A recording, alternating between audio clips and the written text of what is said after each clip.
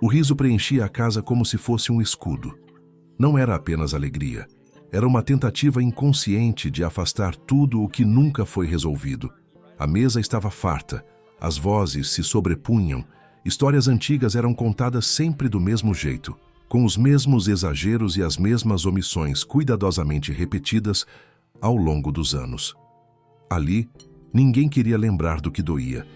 Ninguém queria mexer no que havia sido empurrado para debaixo do tapete da convivência familiar. Enquanto as gargalhadas surgiam fáceis, havia algo invisível ocupando o ambiente. Uma presença silenciosa, pesada, que não se manifestava em palavras, mas em pausas curtas demais, em risos que duravam menos do que deveriam, em olhares que se desviavam quando certos nomes quase escapavam da boca. Aquela família acreditava que o tempo tinha apagado tudo. Acreditava que envelhecer juntos significava superar, quando, na verdade, apenas aprenderam a fingir melhor. O que ninguém percebia é que o riso, quando usado como anestesia, não cura nada. Ele apenas adia o impacto. E quanto mais longo o adiamento, mais violento se torna o momento do despertar. Aquela noite não seria lembrada pela comida, nem pelas fotos, nem pelas piadas repetidas. Seria lembrada como o instante exato em que a alegria parou de funcionar. Porque existe um ponto em que o passado não aceita mais ser ignorado. Um ponto em que a verdade não pede licença. Ela simplesmente entra no ambiente e muda tudo. E quando isso acontece, não importa quantas risadas vieram antes. Nenhuma delas consegue sobreviver ao peso do que está prestes a ser revelado. A alegria que tomava conta daquela casa não era leve, era insistente. Havia risadas altas demais para histórias simples demais. Cada gargalhada parecia cumprir uma função específica, preencher um espaço que ninguém queria deixar em silêncio. O riso surgia rápido, quase automático, como se todos tivessem ensaiado a mesma reação ao longo dos anos. Era mais seguro rir do que lembrar, mais fácil brindar do que perguntar, mais confortável fingir do que encarar. Aquela família havia aprendido a sobreviver assim, não enfrentando, mas contornando. As conversas sempre começavam pelos mesmos assuntos e terminavam antes de tocar em qualquer ponto sensível. Quando alguém se aproximava demais de um tema perigoso, outro surgia com uma piada, uma lembrança distorcida, um comentário banal que desviava o rumo. E todos aceitavam, não porque concordavam, mas porque sabiam que era assim que a paz se mantinha.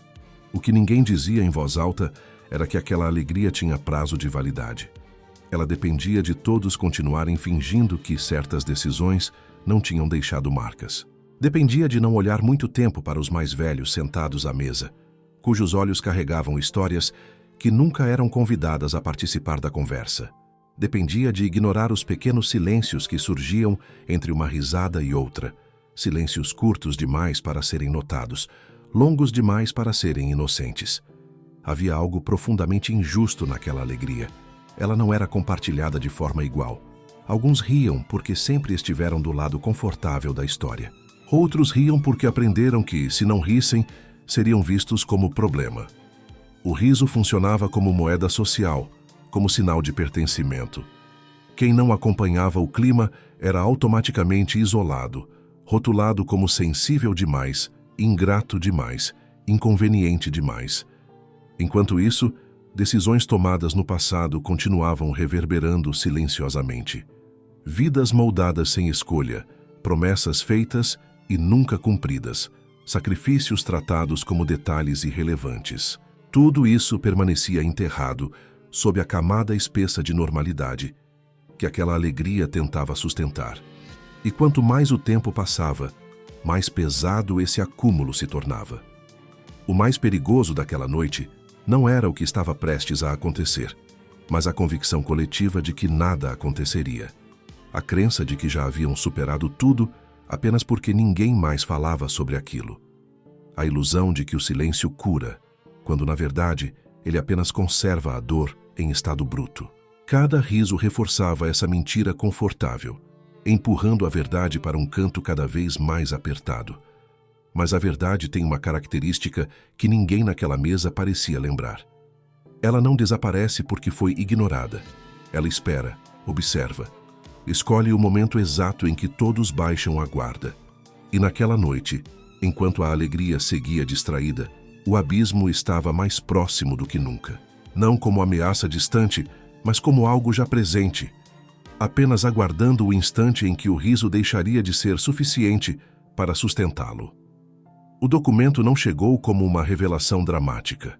Ele não caiu no chão, não foi jogado sobre a mesa, não veio acompanhado de acusações. Ele já estava ali, esquecido demais para ser notado, antigo demais para ser lembrado, real demais para ser ignorado, quando alguém finalmente percebeu sua presença. Uma pasta amarelada, encostada onde ninguém costumava olhar, como se tivesse aprendido ao longo dos anos a ocupar o mesmo lugar das verdades inconvenientes. No primeiro instante, ninguém deu importância. Um papel velho em meio a uma casa cheia de histórias antigas parecia irrelevante. Mas houve um detalhe que mudou tudo. Um nome visível demais. Um sobrenome conhecido demais. Um silêncio estranho que se instalou antes mesmo de qualquer leitura. O objeto parecia carregar um peso desproporcional ao seu tamanho, como se trouxesse consigo décadas comprimidas em poucas folhas. O desconforto começou antes da curiosidade. Antes que alguém tivesse coragem de perguntar o que era aquilo, os corpos já reagiam. Uma cadeira arrastada sem necessidade, um copo largado sem terminar a bebida, um olhar rápido demais na direção de quem menos falava. O documento ainda estava fechado, mas já causava o efeito que nenhuma conversa havia causado em anos. Ele não precisava ser aberto para lembrar a todos que algo havia sido deixado para trás sem conclusão. Aquele papel atravessou gerações sem fazer barulho. Enquanto crianças cresciam, adultos envelheciam e idosos eram empurrados para a margem das decisões, o documento permanecia ali, intacto, esperando. Não era um erro administrativo, não era um detalhe esquecido por acaso. Era algo que ninguém quis resolver no tempo certo, porque resolver exigiria assumir responsabilidades que pareciam pesadas demais. O mais perturbador não era o conteúdo ainda desconhecido, mas o fato de que alguns reconheceram imediatamente do que se tratava. Bastou um olhar mais atento para que antigas defesas internas fossem acionadas. Frases prontas começaram a se formar na mente de quem já sabia que aquele objeto nunca deveria ter voltado à superfície. Não porque fosse falso, mas exatamente porque era verdadeiro demais. Enquanto isso, outros membros da família observavam sem entender completamente. Sentiam que algo estava errado, mas ainda não sabiam o quê. Percebiam a mudança no ar, a alteração súbita no comportamento de quem até segundos antes ria com facilidade. A alegria começou a parecer deslocada, quase ofensiva diante daquele silêncio que se espalhava lentamente. O documento não acusava ninguém naquele momento. Ele apenas existia. Que essa existência era suficiente para desmontar a falsa estabilidade construída ao longo dos anos. Ele representava tudo o que foi empurrado para depois, tudo o que foi tratado como resolvido sem nunca ter sido enfrentado. Representava decisões tomadas longe dos olhos de quem mais sofreu com elas. Quando alguém finalmente tocou naquele papel, não foi com curiosidade, mas com medo. Medo do que poderia ser confirmado. Medo de que aquilo desse forma concreta ao que sempre foi tratado como exagero ou vitimismo. O objeto esquecido começava a cumprir sua função mais cruel. Ele não chegava para criar um conflito novo, mas para provar que o conflito sempre esteve ali. E naquele instante, antes mesmo da primeira linha ser lida, todos entenderam algo fundamental. Algumas coisas são esquecidas porque não importam. Outras são esquecidas porque ninguém suportaria encará-las no momento certo. Aquele documento pertencia à segunda categoria, e o simples fato de ter reaparecido era o sinal de que o tempo da fuga havia terminado. Antes que qualquer palavra fosse lida, os corpos começaram a denunciar o que a consciência ainda tentava negar. Não foi uma decisão racional, foi instinto. O silêncio não surgiu porque alguém pediu, ele se impôs. Ombros ficaram rígidos, respirações se tornaram rasas, mãos buscaram apoio onde não havia necessidade. O corpo sabia antes da mente que algo estava prestes a quebrar. Alguns tentaram manter a postura, mas os sinais escapavam. Um sorriso que não se sustentava até o fim. Um piscar excessivo. O olhar que evitava encontrar outro olhar específico. Quem carregava a culpa não precisava confessar nada. O próprio corpo se encarregava de expor o peso que vinha sendo sustentado há anos. Era como se aquela presença silenciosa tivesse despertado memórias que nunca pediram permissão para voltar.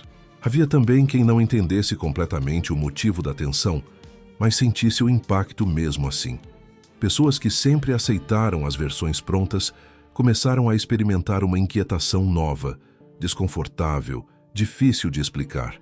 O corpo reagia à incoerência. Algo não se encaixava mais entre o que sempre foi contado e o que agora começava a se insinuar no ambiente. Os mais velhos foram os primeiros a demonstrar cansaço. Não físico, mas emocional. O tipo de cansaço de quem guardou demais, por tempo demais. Olhos marejados sem lágrimas, mãos trêmulas que tentavam se manter firmes. Havia ali histórias nunca narradas que voltavam à superfície não como lembranças claras, mas como sensações antigas, quase esquecidas, porém nunca curadas. Enquanto isso, os mais jovens observavam em silêncio. Não compreendiam o contexto, mas percebiam que algo sério estava acontecendo. Sentiam que aquela tensão não era momentânea, não era fruto de um desentendimento comum. Era algo estrutural, antigo, profundo. Algo que não surgiu naquela noite, apenas foi acordado. O corpo reage quando a mente tenta proteger demais. Ele revela o que foi reprimido, expõe o que foi empurrado para baixo por conveniência. E naquela sala, cada reação física funcionava como uma confissão involuntária. Quem sempre se colocou como neutro começava a demonstrar nervosismo. Quem sempre falou demais agora não encontrava palavras. Quem sempre se calou parecia carregar um peso ainda maior. O mais perturbador era perceber que ninguém precisava dizer nada para que todos sentissem o mesmo incômodo. Havia uma compreensão silenciosa se formando, uma sensação compartilhada de que algo muito importante estava prestes a ser revelado. O documento ainda permanecia fechado, mas já havia causado um estrago emocional maior do que qualquer discussão aberta teria causado. Aquele momento provava uma verdade difícil de aceitar. O corpo não esquece o que a mente tenta apagar. Ele guarda registros invisíveis de injustiças, abandonos, decisões impostas. E quando esses registros são ativados, não há controle possível. A reação vem antes da explicação, antes da lógica, antes da defesa. Ali todos entenderam, mesmo sem verbalizar, que não seria possível sair daquela noite do mesmo jeito que entraram. Algo já havia mudado. A tensão não era mais externa, estava dentro de cada um. E quando o corpo reage antes da consciência, é porque a verdade está mais próxima do que qualquer um gostaria de admitir. A memória daquela família nunca foi construída para ser fiel, mas para ser funcional. Ao longo dos anos, as histórias foram sendo ajustadas como móveis empurrados dentro de uma sala pequena demais. Nada era exatamente apagado, apenas reposicionado até parecer inofensivo. O que machucava virava detalhe. O que comprometia virava ruído. O que denunciava injustiça virava exagero emocional de alguém sensível demais. Sempre que o passado surgia, ele vinha com bordas arredondadas. As decisões duras eram recontadas como necessárias. As ausências ganhavam justificativas práticas. Os erros nunca eram chamados de erros, apenas de escolhas difíceis feitas em tempos complicados. E assim, geração após geração, aquela família aprendeu a aceitar uma versão editada da própria história. Não porque fosse verdadeira, mas porque era mais fácil de conviver. Os mais velhos sabiam exatamente onde a memória havia sido cortada. Sabiam quais trechos nunca apareciam nas reuniões, quais nomes eram citados com cuidado, quais acontecimentos eram atravessados rápido demais na conversa. Eles sentiam no corpo cada lacuna, cada versão incompleta, cada silêncio estratégico, mas aprenderam cedo que corrigir a narrativa custaria caro. Custaria afeto, espaço, pertencimento. Já os mais jovens cresceram acreditando naquela história suavizada. Para eles, o passado era algo distante, quase irrelevante. Uma coleção de relatos repetidos que pareciam suficientes para explicar tudo.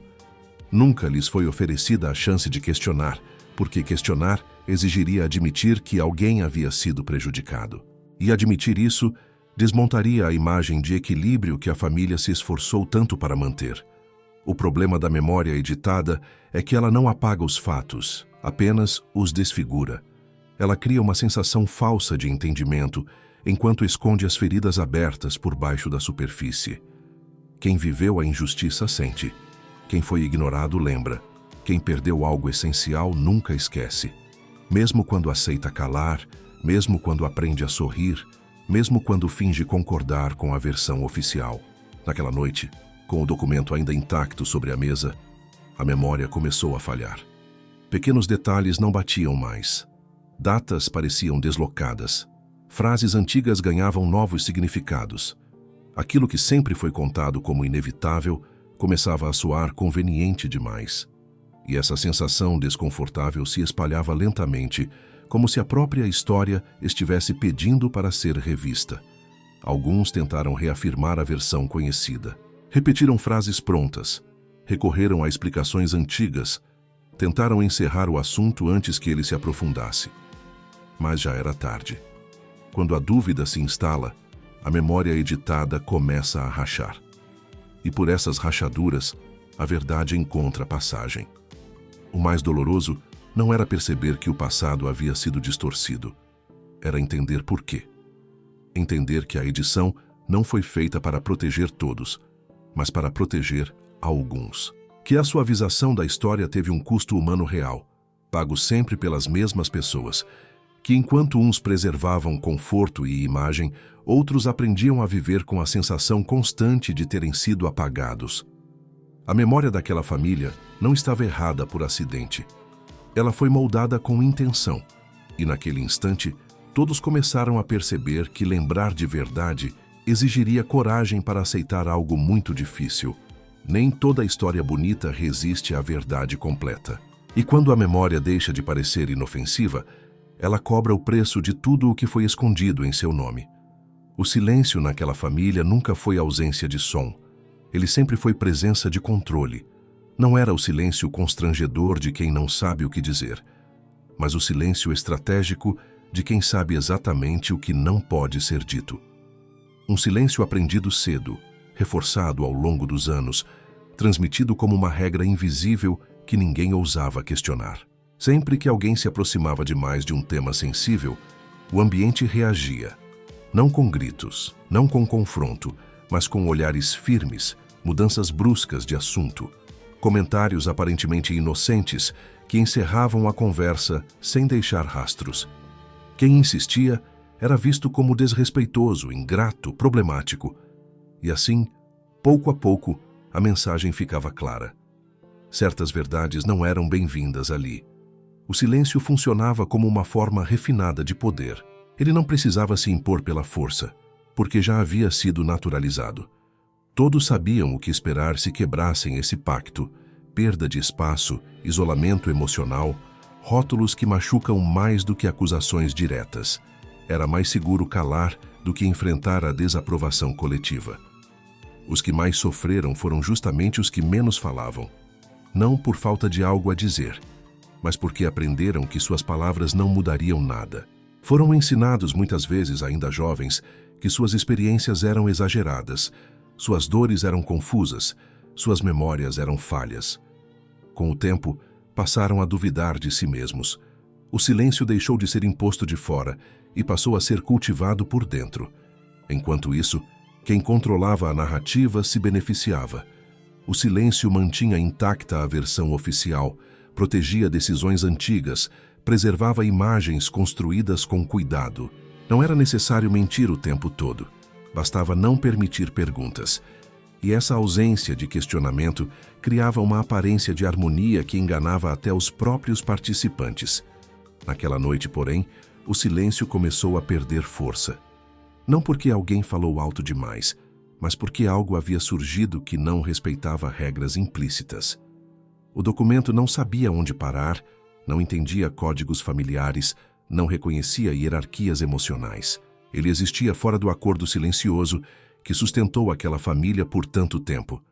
A presença daquele papel tornava impossível continuar fingindo que o silêncio era proteção. Ele começava a revelar sua verdadeira função. Não proteger, mas esconder. Não preservar, mas apagar. Não unir, mas excluir.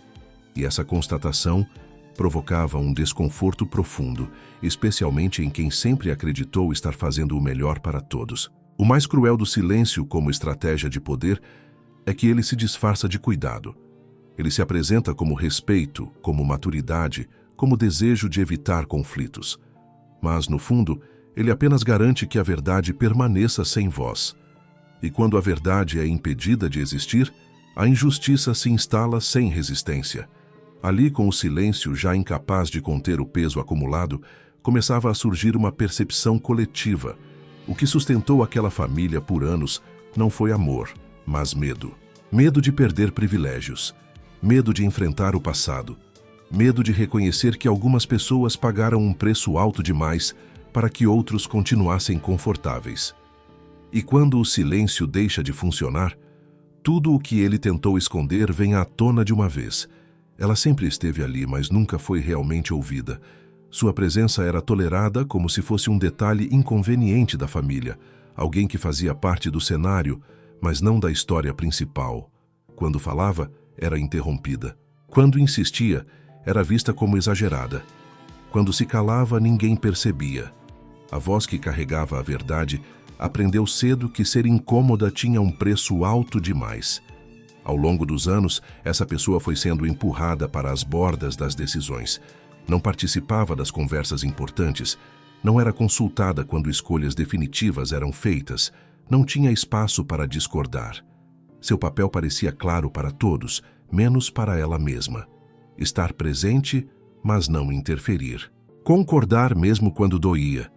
Sorrir mesmo quando algo estava errado. O mais cruel é que ninguém precisou dizer isso explicitamente. A exclusão foi acontecendo em pequenos gestos, convites feitos em cima da hora, informações omitidas, decisões comunicadas depois de já estarem seladas. A mensagem era sempre a mesma, repetida de forma sutil e constante. Sua opinião não importava. Sua versão dos fatos era irrelevante. Sua memória era falha. Com o tempo, a própria pessoa começou a duvidar do que lembrava. Questionava se realmente tinha acontecido daquele jeito, se não estava exagerando, se não estava interpretando mal. Esse tipo de silenciamento não apaga a dor, ele a confunde. Ele cria uma ferida interna difícil de explicar, porque não vem acompanhada de um agressor claro, vem de todos e de ninguém ao mesmo tempo. Enquanto isso, o restante da família seguia confortável. A voz incômoda era útil exatamente por ser ignorada. Sua presença servia como álibi de inclusão, enquanto sua ausência de influência garantia que nada precisasse mudar. Ela se tornava uma testemunha muda de decisões que moldaram destinos, incluindo o próprio, sem jamais ter sido ouvida de verdade. Naquela noite, com o documento ali, algo começou a se inverter. O silêncio dessa pessoa deixou de ser visto como conformidade e passou a ser percebido como cansaço. Um cansaço profundo, acumulado, de quem carregou uma verdade pesada demais por tempo demais. Os olhares começaram a se voltar para ela, não por empatia imediata, mas por desconfiança. Como se, de repente, todos percebessem que havia algo que ela sempre soube. A presença dela ganhou um peso novo. Cada respiração, cada movimento, cada silêncio parecia carregar significado. A família começava a entender que a voz incômoda não era inconveniente por acaso. Ela era incômoda porque ameaçava a narrativa confortável. Porque sua existência lembrava que havia uma versão dos fatos que nunca foi aceita à mesa. O que mais doía não era a possibilidade de ela estar certa. Era perceber que, se estivesse, todos haviam escolhido não ouvir. Que o afastamento não foi um mal-entendido, mas uma escolha coletiva. Uma escolha repetida tantas vezes que se tornou hábito. Uma escolha que protegeu alguns enquanto isolava outros. Ali, pela primeira vez, a voz tratada como incômoda não precisava falar para ser ouvida. Sua história estava prestes a encontrar respaldo fora de si mesma. E quando a verdade deixa de depender de uma única voz, ela se torna impossível de ignorar. Aquela noite não estava apenas prestes a revelar um segredo, estava prestes a devolver dignidade a quem passou anos sendo tratado como se fosse o problema. O documento começou a ser lido sem cerimônia, como se alguém ainda acreditasse que aquilo pudesse ser controlado. Mas logo ficou claro que ele não estava ali para acusar ninguém de forma direta. Não havia frases explosivas, não havia palavras carregadas de julgamento. O que havia era algo muito mais perigoso: fatos, registros, decisões documentadas com uma frieza que não deixava espaço para interpretações convenientes. Cada linha desmontava uma parte da história que todos aprenderam a repetir. Não porque dizia algo completamente novo, mas porque confirmava aquilo que sempre foi tratado como distorção, exagero ou confusão de memória. O documento não gritava verdades, ele sussurrava confirmações, e essas confirmações atingiam com mais força do que qualquer acusação aberta. O clima na sala mudou de forma irreversível. Não era mais possível sustentar versões suavizadas. Datas não coincidiam com as histórias contadas. Assinaturas revelavam quem realmente decidiu. Termos técnicos escondiam consequências humanas profundas. O papel mostrava com precisão quase cruel que escolhas importantes haviam sido feitas longe de quem mais seria afetado por elas. Alguns tentaram reinterpretar o que liam, procuraram brechas, buscaram justificativas, tentaram transformar decisões definitivas em simples formalidades. Mas o documento não colaborava. Ele não deixava espaço para a narrativa emocional que sempre protegeu certas imagens. Ele existia como prova silenciosa de que a realidade foi organizada de um jeito muito diferente do que todos aprenderam a aceitar. O mais desconcertante era perceber que o documento não precisava apontar culpados. Ele apenas mostrava a estrutura. Mostrava como o poder circulou, como as decisões foram concentradas, como algumas vozes nunca foram consultadas. Ele revelava um sistema familiar que funcionava perfeitamente para alguns e de forma devastadora para outros. Quem sempre se apresentou como neutro começou a perceber que a neutralidade nunca existiu. Houve omissão, houve concordância silenciosa, houve conforto comprado à custa do sacrifício alheio. O documento não acusava essas pessoas diretamente, mas as colocava diante de uma escolha que sempre evitaram: reconhecer que sabiam mais do que admitiram ou continuar fingindo que nada daquilo lhes dizia respeito. Enquanto isso, a pessoa cuja voz sempre foi tratada como incômoda começava finalmente a encontrar respaldo. Não precisava mais explicar, convencer ou insistir. O papel fazia isso por ela. Cada linha validava anos de silêncio forçado, anos de dúvida interna, anos de dor carregada em segredo. A verdade deixava de ser uma percepção isolada e se tornava algo compartilhável. O documento desmontava não apenas a versão dos fatos, mas a identidade construída daquela família. A imagem de união, de justiça interna, de decisões tomadas pelo bem comum começava a ruir. Não por causa de um conflito recente, mas porque aquela base nunca foi tão sólida quanto todos acreditaram. Ali, ficava claro que o problema nunca foi o que aconteceu no passado. O problema foi o esforço contínuo para manter uma mentira funcionando no presente. O documento não veio para criar um conflito novo. Veio para mostrar que o conflito sempre existiu. Apenas foi administrado de forma conveniente para que poucos continuassem confortáveis. E quando a lógica inteira começa a desmoronar, não há mais espaço para risos forçados, nem para silêncios estratégicos. Resta apenas a verdade nua, desconfortável, impossível de ser devolvida ao lugar de onde foi tirada. A partir daquele momento, ninguém mais poderia dizer que não sabia. E essa consciência coletiva seria o gatilho para tudo o que ainda estava por vir. A mesa, que antes parecia grande o suficiente para acomodar todos, começou a encolher. Não fisicamente, mas emocionalmente. O espaço já não comportava o peso do que havia sido revelado. Cada pessoa sentada ali sentia que qualquer palavra poderia agravar ainda mais uma tensão que já era quase insuportável. O ambiente antes preenchido por vozes sobrepostas, agora parecia abafado, denso, difícil de respirar.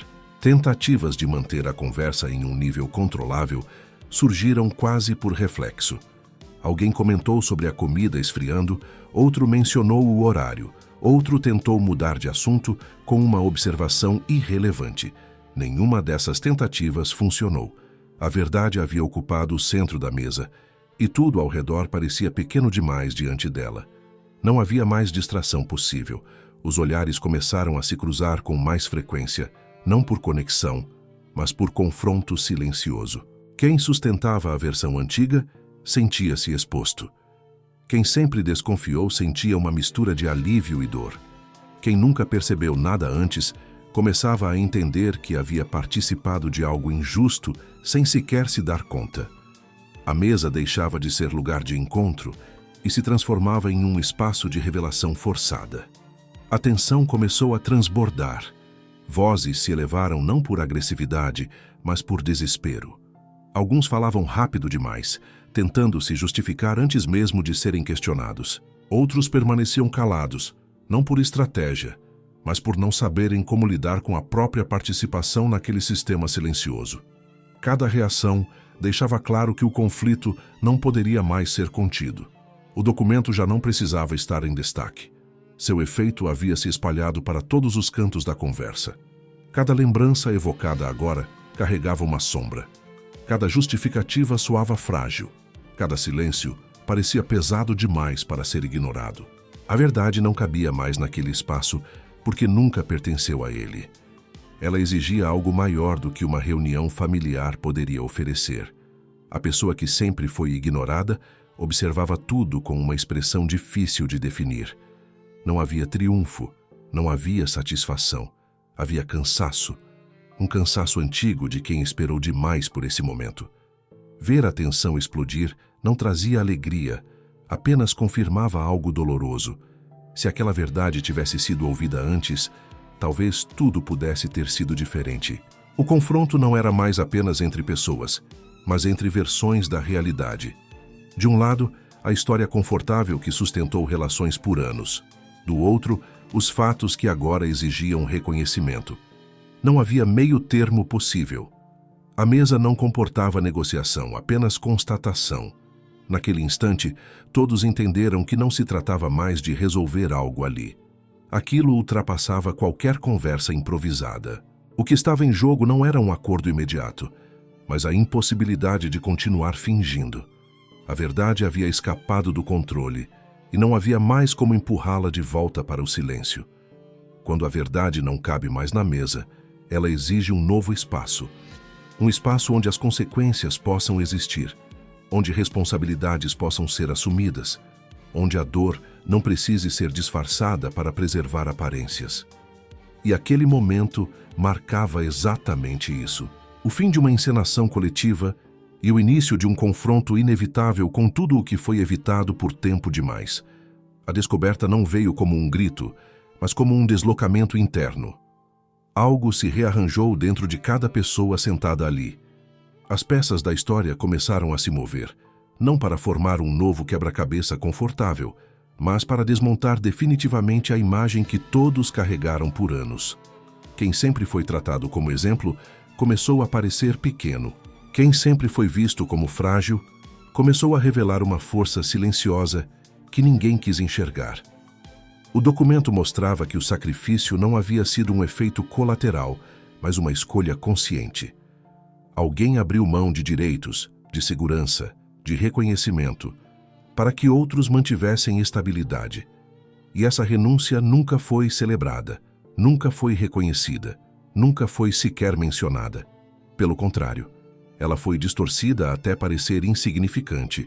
O herói da história nunca foi aquele que ocupou o centro da mesa, mas aquele que foi empurrado para fora dela. As reações foram imediatas e contraditórias. Alguns sentiram vergonha ao perceber que se beneficiaram de algo que nunca questionaram. Outros sentiram raiva não por terem feito algo errado, mas por terem sido obrigados a enxergar o que sempre evitaram. Houve quem tentasse minimizar a descoberta, transformar o sacrifício em algo natural, quase esperado. Mas nada disso se sustentava diante da clareza dos fatos. O que mais doía não era a perda material registrada no papel, era o apagamento moral. A forma como aquela pessoa foi lentamente rebaixada ao papel de problema, quando na verdade havia sido o alicerce silencioso de tudo. Cada riso antigo começava a ganhar um peso novo. Cada comentário despretensioso do passado parecia agora carregado de crueldade involuntária. A inversão era completa. O fraco nunca foi fraco, foi silenciado. O forte nunca foi forte, foi protegido. A família começava a entender que construiu sua própria hierarquia emocional baseada não em justiça, mas em conveniência. Quem se adaptou ao sistema foi recompensado, quem se sacrificou foi esquecido. E essa lógica havia sido repetida tantas vezes que passou a parecer normal. A pessoa que carregou o sacrifício não pediu reconhecimento. Nunca pediu. O que sempre quis foi ser ouvida, ser considerada, ser tratada como parte real da família. Ver sua história finalmente validada não trazia alívio imediato. Apenas uma sensação estranha de exposição, como se algo muito íntimo tivesse sido arrancado do silêncio sem aviso. A verdade, quando chega tarde demais, não cura do mesmo jeito. O impacto da descoberta não foi uniforme. Para alguns ela representava um ponto de ruptura irreversível, para outros um começo doloroso. Para todos, uma impossibilidade clara. Nada do que foi vivido antes poderia ser lembrado da mesma forma. As fotos antigas, as piadas repetidas, os encontros anuais, tudo agora carregava uma sombra que não existia antes. O herói daquela história nunca precisou de aplausos. Precisava de justiça. E justiça não significa compensação simples. Significa reconhecer que alguém viveu menos para que outros vivessem mais. Significa aceitar que o conforto de muitos foi construído sobre o silêncio de um. E essa aceitação exigia algo que aquela família nunca havia exercitado de verdade: responsabilidade emocional. A descoberta não oferecia redenção automática, não oferecia perdão instantâneo. Ela apenas reescrevia a narrativa de forma definitiva. Quem quisesse continuar pertencendo àquela família precisaria escolher. Ou aceitar a verdade inteira, com todo o desconforto que ela traz, ou permanecer preso a uma história falsa que já não se sustentava. E essa escolha, silenciosa e pessoal, definiria tudo o que ainda estava por vir. O riso nunca mais voltou do mesmo jeito.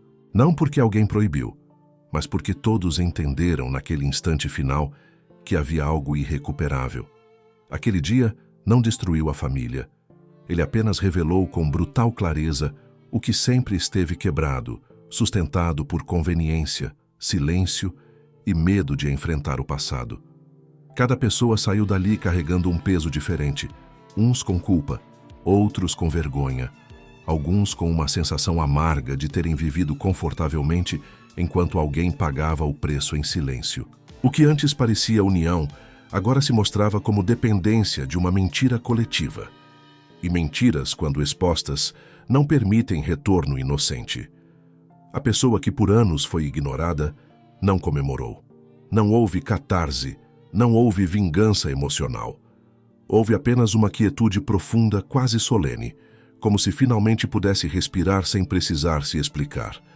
A verdade não lhe devolveu o que foi perdido, mas devolveu algo igualmente essencial: a confirmação de que nunca esteve errada, nunca exagerou, nunca inventou sua dor. Os mais jovens, que cresceram acreditando em uma história incompleta, foram os que mais sentiram o impacto. Descobriram que pertenciam a algo mais complexo do que imaginavam. Que amor sem justiça é apenas aparência. Que família não se define por sangue ou convivência, mas pela disposição real de ouvir, reparar e assumir responsabilidades. O documento já não precisava existir como objeto. Sua função havia sido cumprida. O que restava agora eram decisões. Decidir continuar fingindo, como se nada tivesse acontecido, ou decidir encarar o desconforto de reconstruir relações sobre algo verdadeiro. Nenhuma dessas escolhas era fácil, mas apenas uma delas oferecia a chance de não repetir o mesmo ciclo. Aquela família aprendeu, da forma mais dura possível, que o tempo não cura injustiças. Ele apenas as amadurece. Que o silêncio não preserva laços, apenas os deforma. Que o riso, quando usado para esconder dor, se transforma em crueldade involuntária. Não houve final feliz tradicional. Não houve abraços ensaiados nem promessas grandiosas. Houve consciência. E consciência muda tudo. Muda a forma de lembrar. Muda a forma de olhar. Muda a forma de se posicionar diante de quem foi ferido. O dia em que a família entendeu por que nunca mais riu, igual não foi marcado por gritos, mas por silêncio. Um silêncio diferente daquele que sempre dominou a casa. Não um silêncio de controle, mas de reflexão. Um silêncio que não apaga, não esconde, não manipula. Um silêncio que carrega responsabilidade. E é esse tipo de silêncio que separa famílias que apenas convivem de famílias que realmente escolhem não repetir o mesmo erro. Porque algumas verdades chegam tarde, mas ainda assim chegam a tempo de impedir que o dano continue. E quando isso acontece, rir nunca mais é automático. Ele passa a exigir algo que aquela família finalmente aprendeu a respeitar: verdade.